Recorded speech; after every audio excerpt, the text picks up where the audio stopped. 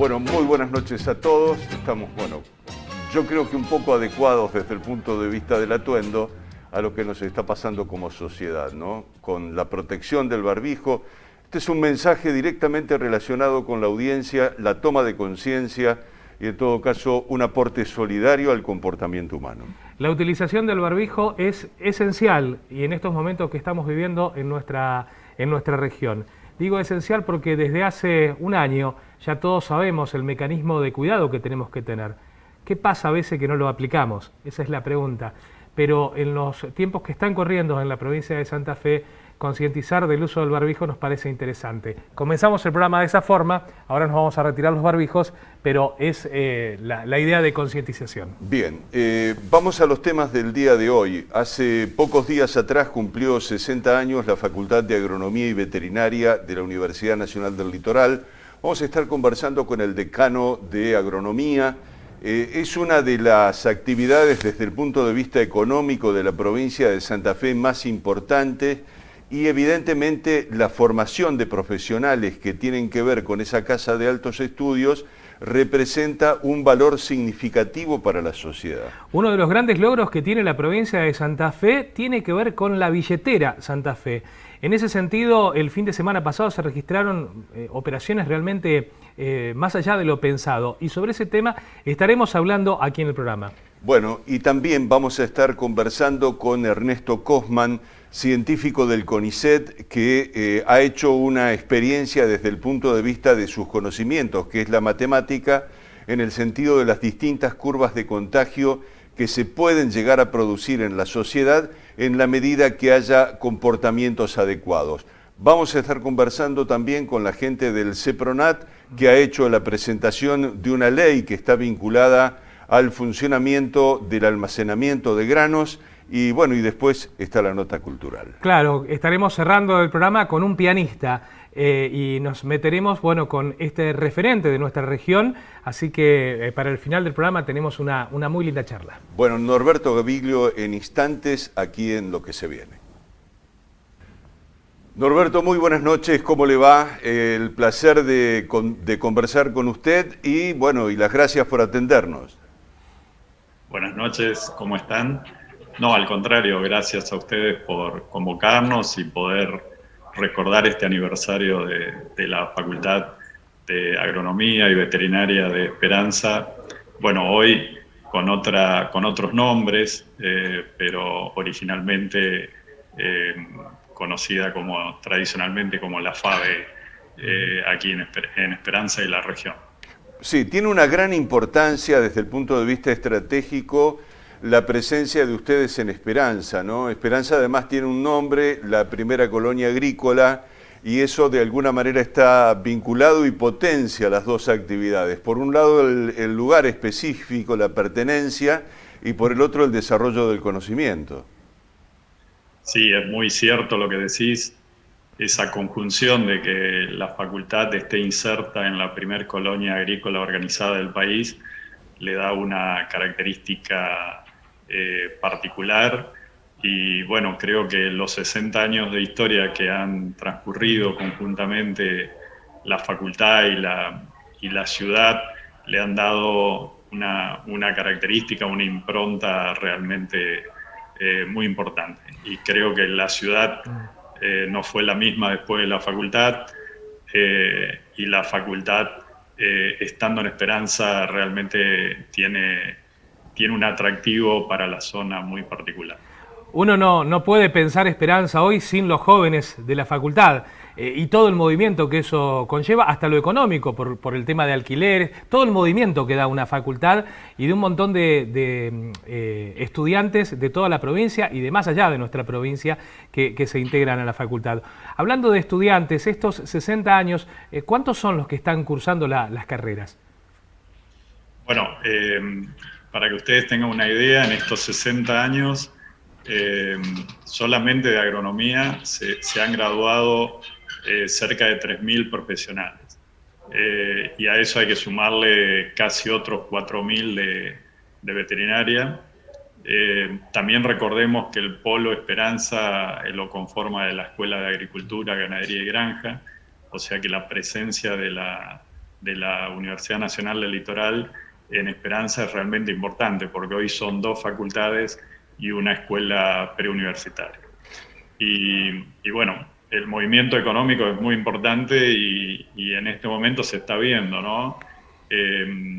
La presencia permanente de 2.500 personas, alumnos solamente, más los docentes, no docentes que viven en Esperanza y que cobran su sueldo, pero básicamente los 2.500 alumnos que hoy no están en su mayoría aquí en la facultad y en Esperanza, hoy se nota en el movimiento económico de la ciudad.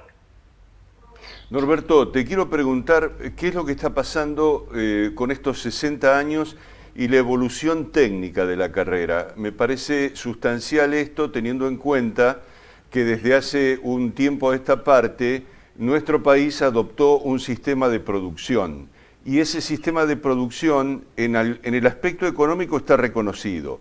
Ahora, en el aspecto ambiental está cascoteado, para llamarlo de alguna manera, en el sentido de que los procedimientos dejan saldos negativos. La pregunta es si desde el punto de vista evolutivo, Agronomía está buscando opciones en el desarrollo de los profesionales para la búsqueda de nuevos sistemas.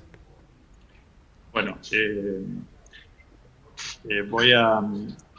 quiero resaltar primero, antes de pasar a esta última pregunta, algunos hechos importantes de la historia de la facultad de estos 60 años.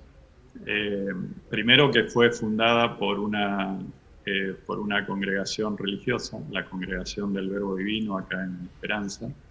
Entonces la FABE nace en el marco de la Universidad Católica.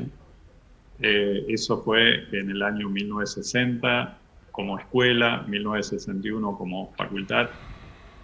Luego, en el año 1973, se produce la incorporación de la FABE a la Universidad Nacional del Litoral. O sea, ya estamos prácticamente cerca del cincuentenario, ¿no? de la estatización de la facultad. Bueno, y posteriormente, en el año 1999, a partir de la FABE se crean la Facultad de Ciencias Agrarias y la Facultad de Ciencias Veterinarias. Y de esa manera estamos transcurriendo el presente. La evolución del perfil profesional, básicamente en los comienzos, básicamente los graduados tenían una orientación principalmente hacia el empleo público, o sea, los ministerios, el INTA, las universidades. Luego fue adoptando un perfil más extensionista, con asistencia al sector productivo. Hoy la mayoría de los graduados su perfil profesional está orientado hacia ese rubro, hacia lo comercial, hacia la producción concretamente. Bueno, y como tú bien comentas, hay un cierto conflicto entre lo urbano y lo rural que se manifestó más intensamente en los últimos tiempos. Ese conflicto que se visualiza, podemos decir que tiene diversos orígenes. Uno puede ser el planteo, como bien dices, del cuestionamiento ambiental y demás.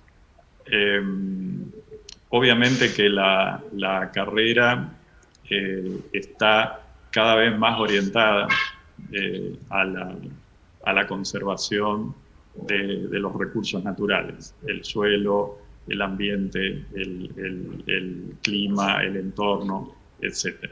O sea que el perfil profesional futuro obligatoriamente está orientado hacia ese aspecto.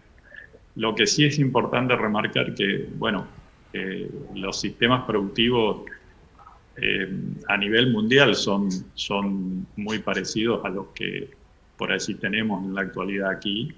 Lo que pueden cambiar son las escalas, la forma de tenencia de la tierra, o sea, muchos aspectos de ese tipo. Pero no es que no es que el sistema productivo esté siendo incorrecto desde las posibilidades. Por supuesto que tiene un cuestionamiento ambiental y tal vez tal vez falta mucho control para que las cosas se hagan mejor. Y tal vez eso sea lo que origine parte o gran parte de los conflictos, donde realmente se trabaja con buenas prácticas agrícolas y hay un control social, los conflictos no están. Y eso es muy importante remarcarlo porque es una cuestión de confianza. ¿Cómo han decidido conmemorar este aniversario especial? Bueno, el día 9 de abril, que fue el viernes, fue un día viernes, hemos tenido la participación del rector, de su equipo de secretarios,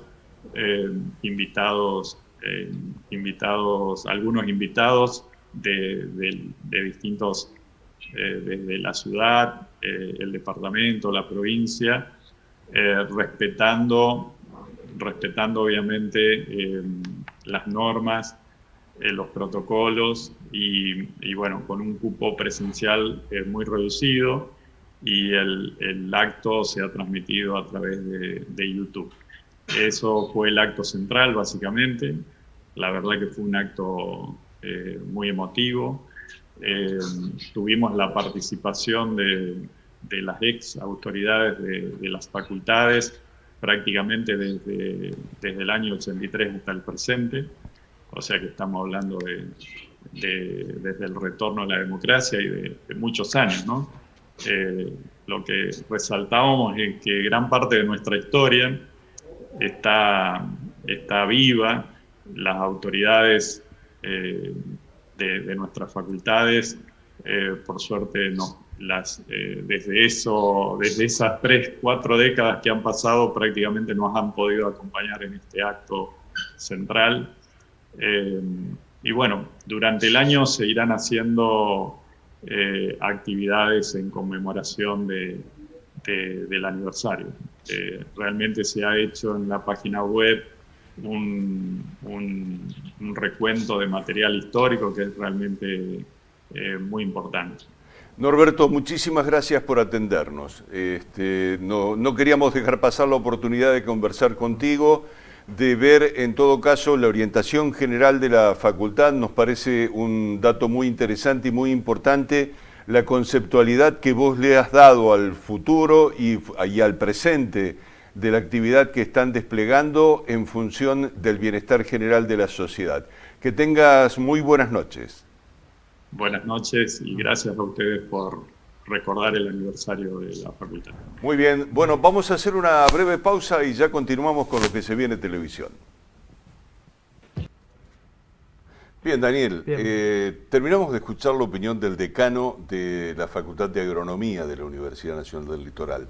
Tema que, en todo caso, como bien le planteamos en una de las preguntas, estaba relacionado con la situación global que de alguna manera está cuestionada por los sectores que participan del cuidado del medio ambiente.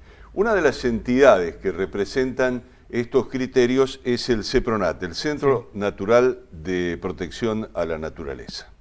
¿Y cómo estamos en esas situaciones? Bueno, la lucha que están llevando adelante en este momento tiene que ver con la sanción de un conjunto de leyes.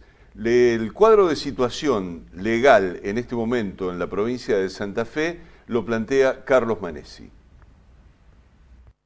Nos propusimos ya hace tiempo presentar un proyecto para modificar lo que sería la mal llamada ley de fitosanitarios. Ese proyecto de ley fue presentado en julio del año pasado y tiene vigencia en este momento y está para ser discutido a partir del 1 de mayo en la Comisión de Medio Ambiente de la Cámara de Diputados. Paralelo al proyecto de fitosanitarios, hemos presentado un proyecto para fomentar la producción agroecológica, porque nosotros estamos pidiendo de que se crean áreas de resguardo de 1.500 metros alrededor de cada pueblo, cada localidad, de cada ciudad de la provincia de Santa Fe, para resguardar la salud donde no se puede fumigar. Y bueno, entonces, el proyecto para fomentar la agroecología es en función de esas zonas de resguardo alrededor de las ciudades y de los pueblos. Ese es otro proyecto que también fue presentado el año pasado, por agosto, sí, creo que fue en agosto, que completa el proyecto de fitosanitarios.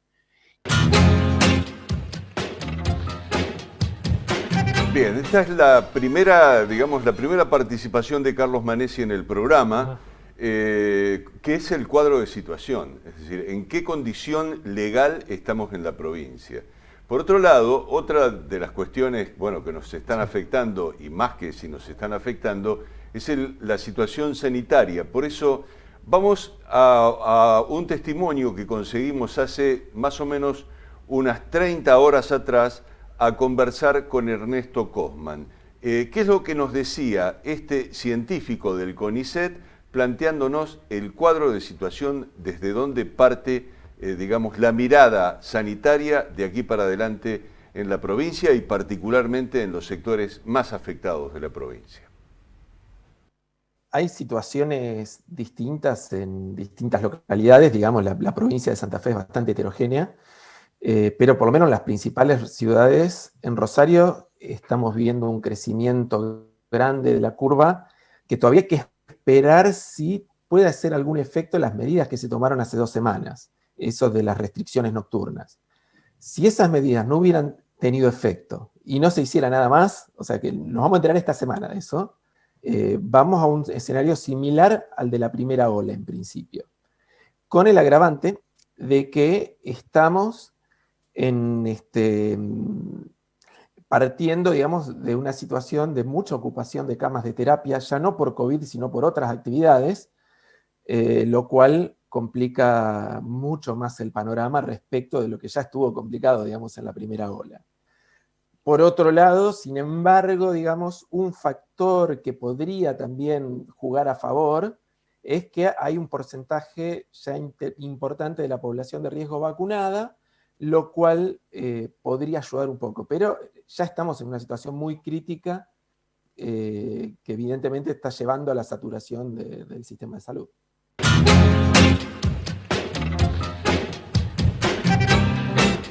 Bueno, el tema es pensar hacia adelante, cómo manejamos lo sanitario y manejamos la realidad social de nuestras ciudades, los cierres programados de situaciones.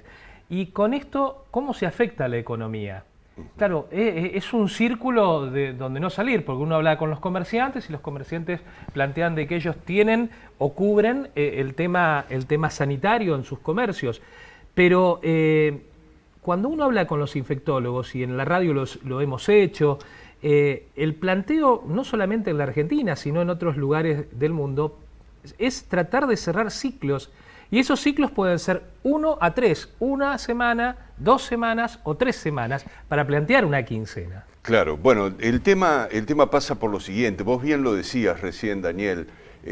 A ver, no hay persona que tenga una determinada actividad que no diga mi actividad no es, en mi actividad no se llevan adelante los contagios.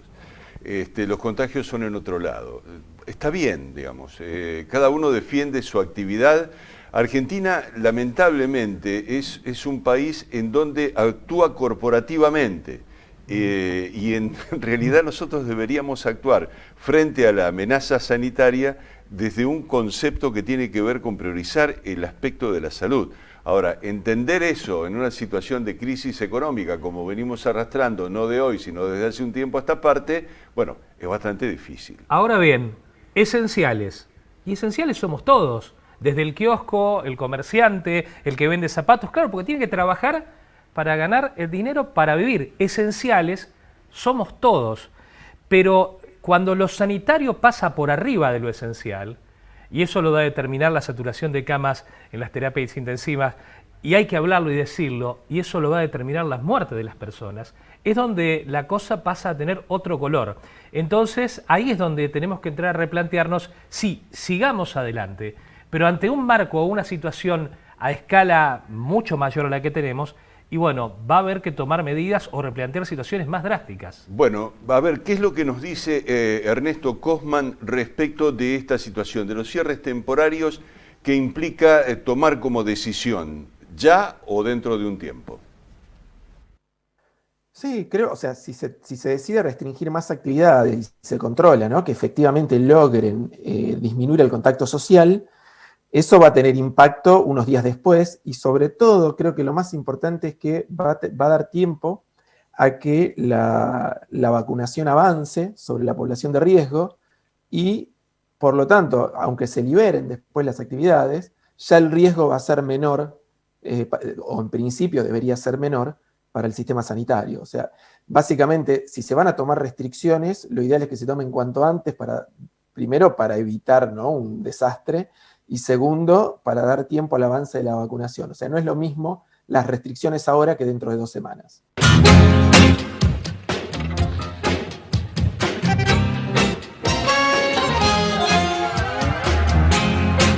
Bueno, y en todo caso, ¿cuáles son las novedades que puede ofrecer el Centro de Protección a la Naturaleza con respecto a este planteo general que estábamos haciendo? 2 leyes en legislatura que llevan prácticamente un año en distintas comisiones. Bueno, ¿cuál es la novedad que hay en relación a este tema, a este contexto legal que rodea el sistema productivo en la provincia de Santa Fe? Carlos Manesi, CEPRONAT. Ahora, la semana pasada, a través del diputado Carlos Delfrade, la multisectorial Paren de Fumigar nos presentó un proyecto para relocalizar a lo que serían los silos que están adentro de los ejidos urbanos, en la mayoría de los pueblos de Santa Fe. Los silos, que serían los lugares donde se acopia el cereal que se produce y se cosecha en el campo, están todos adentro de los pueblos. La gran mayoría están adentro de los pueblos. Y tiene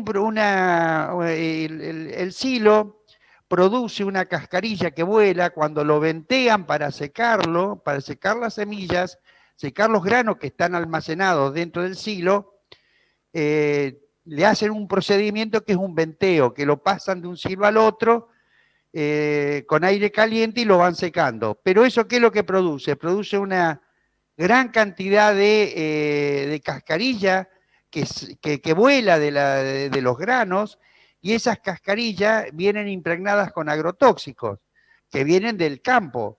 Entonces, los vecinos que están cerca de donde están los silos están sufriendo realmente muchos problemas, fundamentalmente respiratorios, porque ese silo que ventea y esa cascarilla vuela y va a parar a los patios, a las casas, va a parar a las calles de todos los pueblos donde están los silos, ¿no? Y eso produce un daño a la salud de la gente. Mire, los médicos de la Facultad de Ciencias Médicas de Rosario, después de las fumigaciones con agrotóxicos, el tema de los silos es el otro gran problema que tienen los vecinos con respecto a su salud. Así que es un tema muy importante.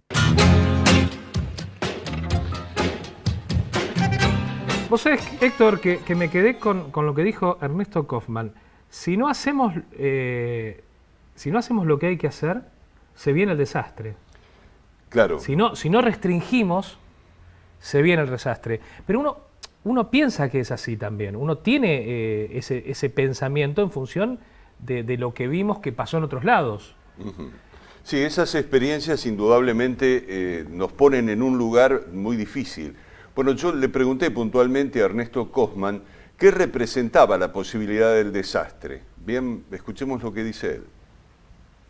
Un escenario, si no hubiera efecto de las medidas que se tomaron hace 15 días, si no hubiera efecto, vamos a algo similar a la primera ola, con el agravante de que no partimos de tener las terapias vacías, sino que tenemos un montón de otras cosas ocupando en este momento las camas de terapia. Pero podría ser peor también, o sea, si nos ponemos, digamos, en pesimistas, tenemos el problema del ingreso de nuevas cepas, nuevas variantes que podrían empeorar el panorama, el tema del frío, con más actividades al interior, o sea, es donde se producen los contagios, ¿no? En espacios cerrados, también podría empeorar el panorama. Pero bueno, ya en este momento ir a un escenario similar al de la primera ola, partiendo de base, digamos, es una situación grave para el sistema sanitario, ¿no? Con una situación de base diferente.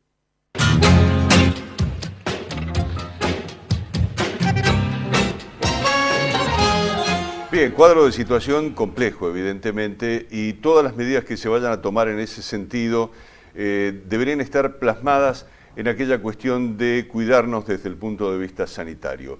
¿Por qué? Por esta situación, que en todo caso termina de describir un matemático que ha dibujado las curvas, ¿no? Y que tiene el antecedente de que las curvas que dibujó el año pasado y este año se han cumplido. Así que a veces la matemática sirve para otras cuestiones que tienen que ver incluso con la salud. Muchas veces cuando estudiamos decimos, ¿para qué queremos la matemática? Bueno, para estas cosas. Yo me quedo, Héctor, con un concepto que dije hace un rato, que tenía que ver con que todos somos esenciales, pero lo sanitario va más arriba de lo esencial.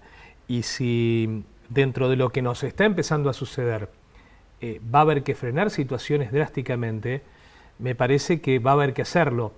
Y vuelvo a lo mismo, y aquellas personas que no estén de acuerdo, lo va a estar condicionando o las terapias intensivas o lo más trágico, que son las muertes. Claro, la realidad, en todo caso, que puede llegar a condicionar las opiniones estas que plantean la libertad en el marco de una pandemia, ¿no? Yo creo que desde ese punto de vista, mi visión es que hay una gran irresponsabilidad en el planteo de las diferencias políticas, en politizar la pandemia.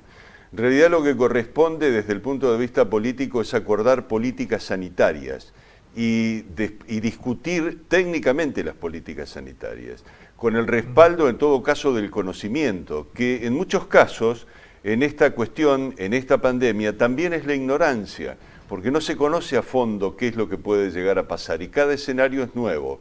Tampoco podemos decir que lo que pasó en Europa es lo que va a pasar en la Argentina, porque la Argentina es un país con una situación social muy distinta a la de Europa y hay mucha gente mucho más expuesta desde el punto de vista de la falta de recursos. Hay otro camino que podemos recorrer, el camino que estamos haciendo ahora, que es el ir a trabajar, el que los chicos estén en los colegios, o en las escuelas, movernos de la forma más esencial que se pueda mover y, como comenzamos el programa, usar barbijo y hacer todo lo que conocemos. Me parece que en esa situación es por donde tenemos que ir caminando. Pero volvemos a lo mismo, ante una disparada sanitaria de casos, y no va a quedar mucho más margen de giro que decir, bueno, planteemos algún tipo de restricción mucho más dura. Bien, en todo caso, con este panorama hacemos una breve pausa dentro del programa y ya continuamos. Y seguimos aquí en Lo que se viene televisión, nos vamos a meter en el ámbito cultural y yo les dije que íbamos a estar hablando con un pianista porque buscamos distintos referentes de nuestra región, de nuestras ciudades, que tienen que ver con la cultura. Y en este caso quiero darle las buenas noches a Mario Espinosa. Mario, ¿qué tal? ¿Cómo estás? Bienvenido. Hola, buenas noches, ¿qué tal? Muchas gracias por la invitación. Bien, pianista, contanos un poco cómo comenzaste vos con el piano, ¿cuál es tu vinculación con el piano? Bien, yo empecé de los 15 años en el CREI, en la Escuela de Música 9902, con la profesora que daba clases ahí, que es María Elena Lorenz. Empecé medio por accidente, quería estudiar otro instrumento, pero finalmente me decidí por el piano y bueno, al día de hoy seguí con mis estudios, obviamente después de forma particular, con Lía Salzano, que es de acá de Santa Fe, y con Pía Sebastiani en Buenos Aires. Bien, vos, bueno, el Graf te dice que pianista, compositor y arreglador, pero realmente, ¿cuál es tu título hoy? Yo estoy en el Instituto Superior de Música, la carrera de composición. Hice siempre ahí, digamos, las dos carreras de piano y de composición, y en el 2018 me recibí con la de composición. Es la composición tradicional, digamos, orientada a la orquesta sinfónica. Porque siempre estuvo ahí la cuestión de la composición también con el piano. Es como que siempre estuvo ligado. Bueno, y en ese sentido, bueno, estás vinculado al proyecto Ravel. Contanos un poco ¿qué es eso? Porque es lo que te caracterizó en estos últimos años, del 2016 en adelante. Se te ocurre una idea y me gustaría que la compartamos con la audiencia. Sí, fue un proyecto bastante curioso en 2016. Yo venía estudiando el concierto en Sol de Ravel, que es un compositor francés. Lo venía estudiando hacía ya 8 años con Pia Sebastiani y bueno, con otros maestros también. Y en un momento, digamos, bueno, audicioné para hacerlo con orquesta en varias oportunidades. Estaba todo bárbaro, me daban todo que sí, pero después no me parecía la oportunidad. Y dije, bueno, vamos a armar una orquesta con amigos, con gente conocida. Dentro del ambiente nos conocemos mucho, así que bueno, se lo propuse a un par de amigos que están en la Orquesta Sinfónica de acá de Santa Fe, y casi la mayoría de la orquesta digamos, son integrantes de ahí, y bueno, armamos un concierto que fue coordinar alrededor de 60 personas, una maratón enorme, y bueno, implicó un trabajo enorme, tanto bueno, mío como de ellos también. Trabajaron ad honorem, solamente para cumplir el sueño mío de tocar el concierto ese que tanto había estudiado. Así que, bueno, fue algo bastante único, digamos, en lo que respecta a eventos así. Bien. Que, y proyectos hacia adelante, pues eso fue 2016, pero ¿tenés otra idea de juntar unos 60 músicos de vuelta, pero para hacer qué? Mirá, ojalá, eso vamos a... Tengo otro concierto ahí que estamos preparando, pero por ahora no hay nada certero, ¿sí? Así que vamos a guardarlo ahí un poquito. Yo buscaba que me des un poco la primicia de qué estabas preparando, qué tenías en mente. Bueno, esperemos que salga. Estoy estudiando el Rachmaninoff, el primero, el concierto Rachmaninoff, a paso lento, ¿no es cierto? Porque es un concierto muy difícil. Y bueno, ojalá que si no se da la oportunidad de ir por las vías normales, digamos, que se pueda dar otro proyecto similar al Ravel, digamos. Así que... Te pregunto, sería un poco la idea. Te pregunto, me decís difícil, bueno, para que la gente un poco entienda de qué se trata tu trabajo, ¿en qué se basa esa complejidad que estás planteando?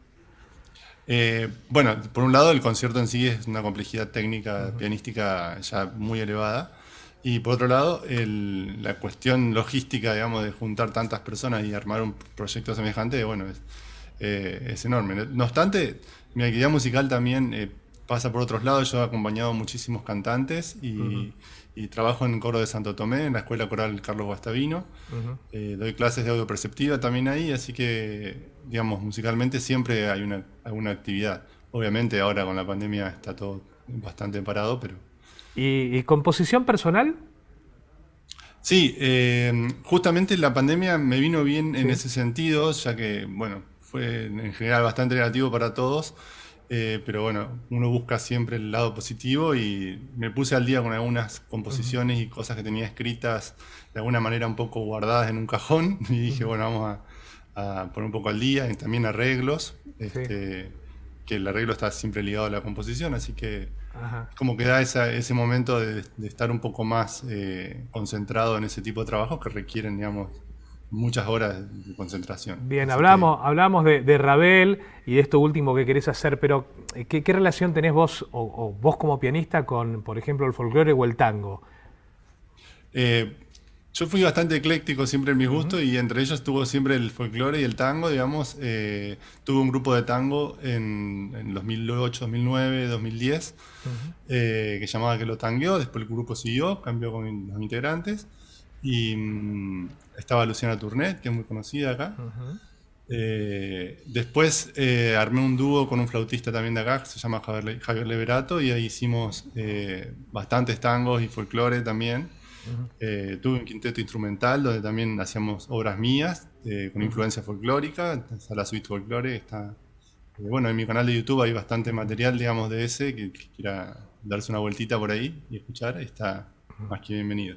Para despedirte, bueno, hemos elegido de lo que nos enviaste, lo de Liberato y lo tuyo que hicieron en el Pre-Cosquín.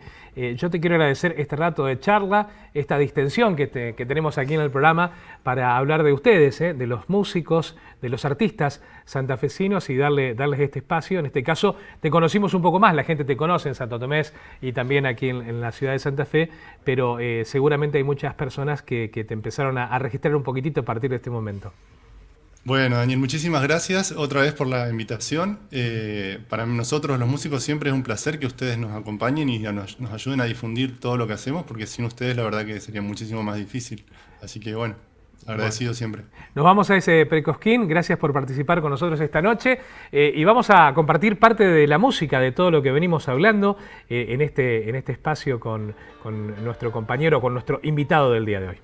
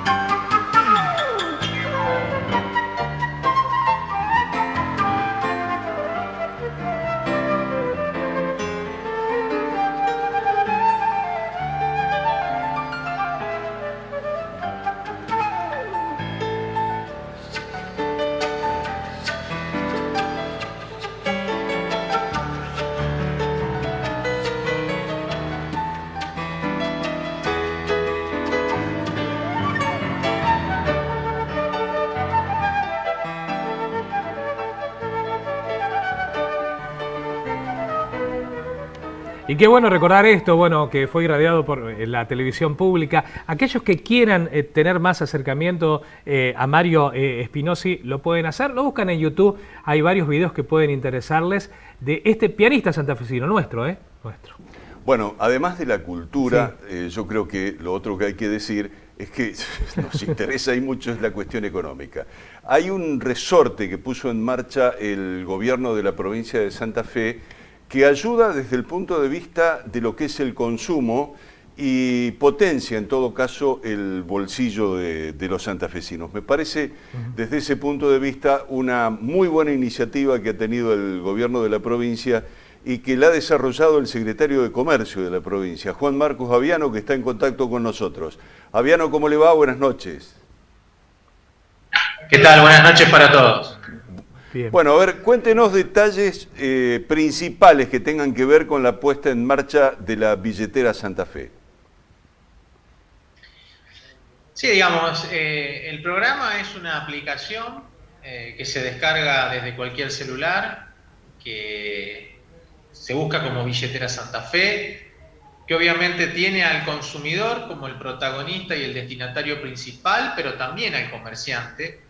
Acá necesitamos el encuentro entre oferta y demanda para que el programa tenga su éxito y logre sus dos objetivos: incrementar el poder adquisitivo de la familia santafesina con los reintegros que se otorgan mediante las compras en comercios adheridos, y a esos comercios adheridos incrementarle sus ventas y también incentivar nuevo consumo que le permita iniciar un proceso de crecimiento en su actividad comercial. O sea, realmente es un programa que viene a resolver o a tratar de apuntalar dos situaciones muy complejas que hoy tenemos, que es la caída en las ventas de todos los sectores minoristas de la actividad comercial y también la caída y la merma del poder de compra del bolsillo de los argentinos. O sea, realmente tenemos que enfocar hacia los dos sentidos, hacia el comercio y hacia el consumidor, y ese es el objetivo o las metas que tiene y los desafíos que tiene este programa, que es generar estos incentivos para que el comerciante vea por primera vez en la provincia de Santa Fe una verdadera política de fomento al comercio, y también el consumidor tenga tenga que esos descuentos, esos reintegros, ese ahorro, que hay mucho dando vuelta, en este caso realmente le pueden significar hasta 5.000 pesos por mes de reintegro, de incremento de su poder de compra por cada persona mayor de 18 años que tenga domicilio en la provincia de Santa Fe. Juan, ¿qué tal? ¿Cómo estás? Buenas noches. El programa el último fin de semana dio beneficios de compra por más de 67 millones. Lo posesiona en el programa más exitoso de este tipo de programas como billeteras virtuales. En este caso, la billetera Santa Fe hoy es la número 1 dentro de la provincia de Santa Fe. Más allá de los problemas técnicos que puede tener la plataforma con algunos teléfonos en particular, que son obvios, y más si estos teléfonos son de la marca de la manzanita, en donde desarrollar esos procesos no es algo tan simple, colgarlos lleva un tiempo, y si esos teléfonos son de última generación, bueno, pueden tener algún tipo de error. Más allá de eso, ¿ustedes están contentos con este primer resultado? Y por último, preguntarte respecto a este 30% de beneficio que se le está dando a la gente, ¿cómo impacta al comercio y cómo impacta a la provincia? El impacto hoy es positivo en todo sentido. Estamos conformes, estamos contentos, satisfechos, pero sabiendo que todavía queda mucho por crecer y queda mucho por avanzar. Más de 270.000 usuarios registrados en toda la provincia, alrededor de 200 localidades alcanzadas. También tenemos más de 5.000 comercios que superan las 5.600 locaciones comerciales, más de 1.800 millones de pesos en operaciones, que significan alrededor de 460, 470 millones de pesos devueltos en reintegros por el aporte que hace la provincia. Y bueno, todo esto tiene un impacto positivo en los números de los comercios adheridos, en el bolsillo de los consumidores que utilizan y también en el fisco. Sabemos que formalizar las ventas, generar incentivo al consumo también tiene un impacto en el fisco, que casualmente mañana lo vamos a estar evaluando con el Ministerio de Economía, porque son esos efectos multiplicadores que se dan en toda la economía y también en la economía del Estado provincial, pero que no es un objetivo primario. Los objetivos primarios son estas metas que se están logrando, de lograr incentivo al consumo, incremento del poder de compra y un impacto que nosotros esperábamos hacia mediados de junio, tener mínimo 200.000 billeteras, recién dije más de 270.000, estando al 20 de abril, y sí lo que queremos son más comercios. Acá la clave está en que el comerciante entienda que de ese 30% solo se hace cargo del 4,5%, es mucho más conveniente que cualquier acuerdo con tarjetas o con bancos, donde si lo que se le devuelve al cliente es un 30%, no ponen menos de 15 o 20 el comercio, acá pone el 4,5%.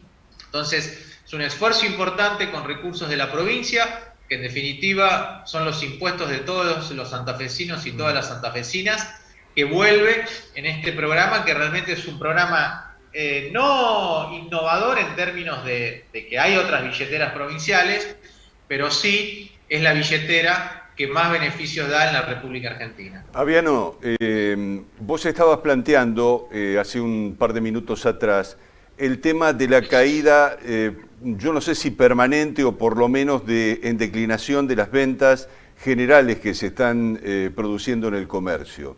Hay dos cuestiones que son muy importantes, me parece a mí, en la política nacional, que seguramente van a tener algún tipo de impacto positivo.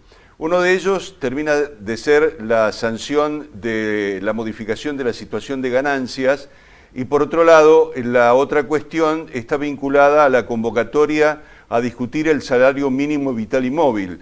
¿Qué impacto entendés vos que van a tener esas dos resoluciones en lo que tenga que ver con la recuperación económica, en el marco de lo que, bueno, estamos viendo también de restricción de actividades como consecuencia de la pandemia?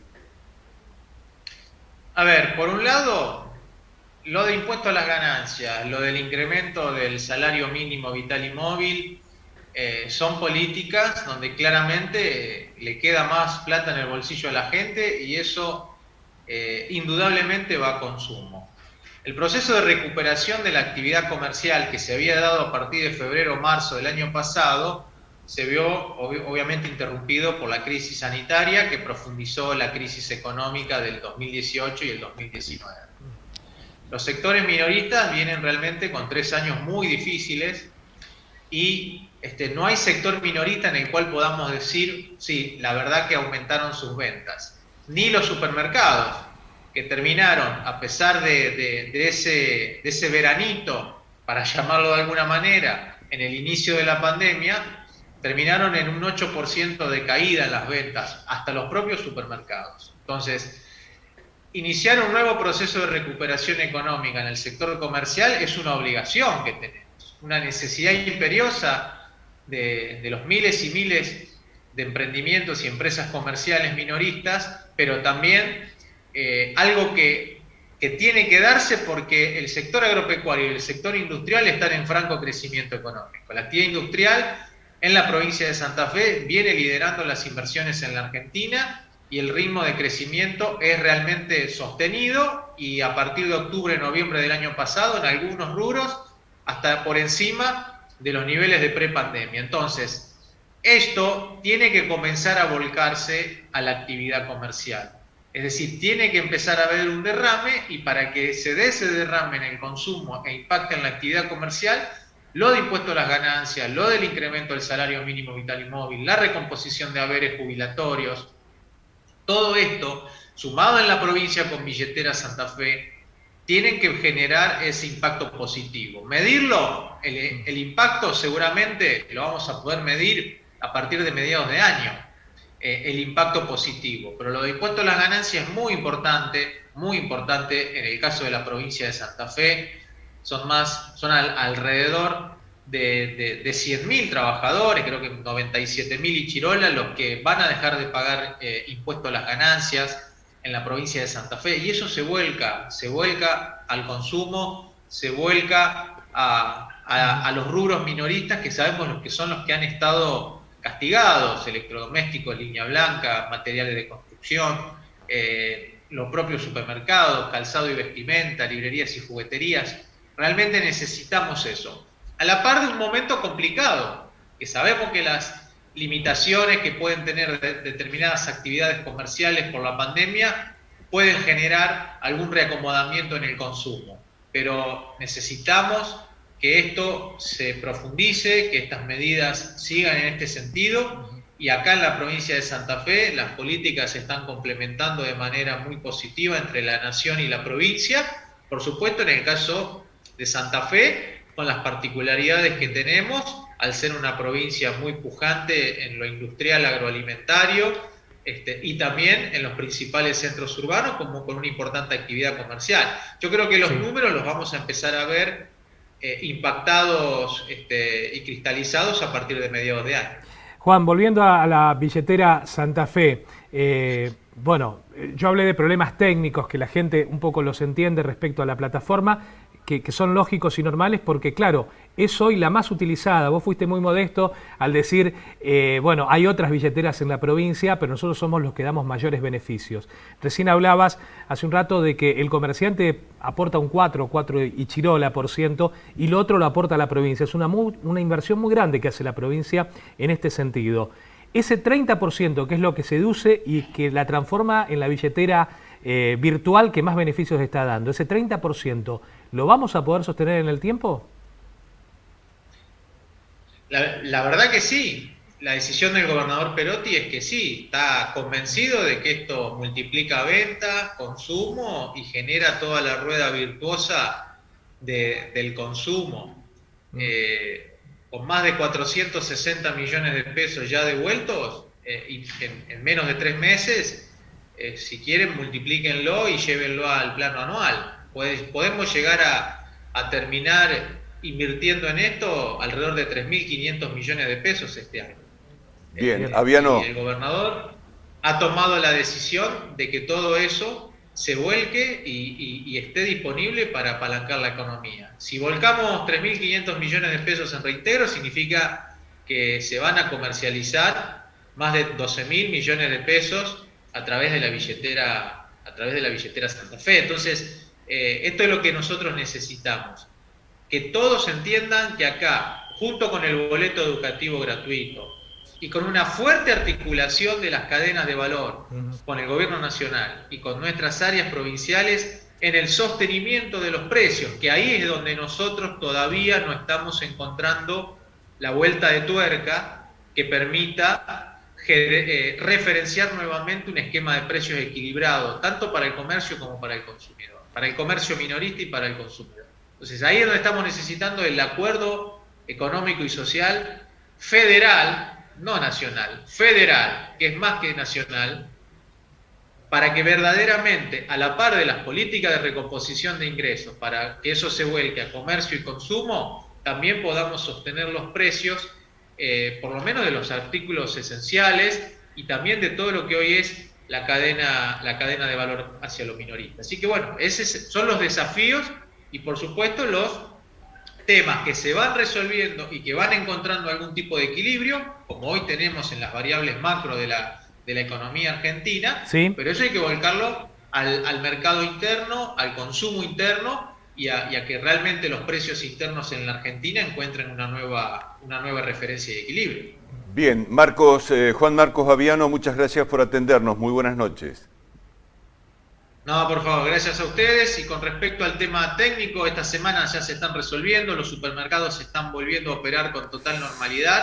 Sí. Y para los teléfonos de la manzanita puede haber algunas fallas con una de las versiones, pero eso se van a ir actualizando y también van a ir mermando. Son todas las puestas a puntos que obviamente no las podemos hacer si no se prueba. Necesitamos probar que haya fallas y resolver las fallas. Así que bueno, estamos trabajando fuertemente en eso para que en estos días ya nadie tenga inconvenientes con la billetera. Que tengas una buena noche, ¿eh? Hasta luego. Saludos, buenas noches. Hasta luego. Bueno, última pausa dentro de lo que se viene en televisión. Bien, Daniel, bueno, sí. Nos despedimos así, con este consejo que significa estar en el estudio con el barbijo colocado y como mensaje en el sentido de la responsabilidad que nos corresponde como sociedad. Barbijo de por medio, colocarlo, usarlo. Los momentos que se van a venir hacia adelante, que ya estamos transitando, son complejos. Apelamos a la responsabilidad de cada uno si queremos que nuestra economía siga funcionando, quizás de una forma más lenta, pero que siga funcionando. La semana que viene nos volvemos a encontrar. Muchas gracias.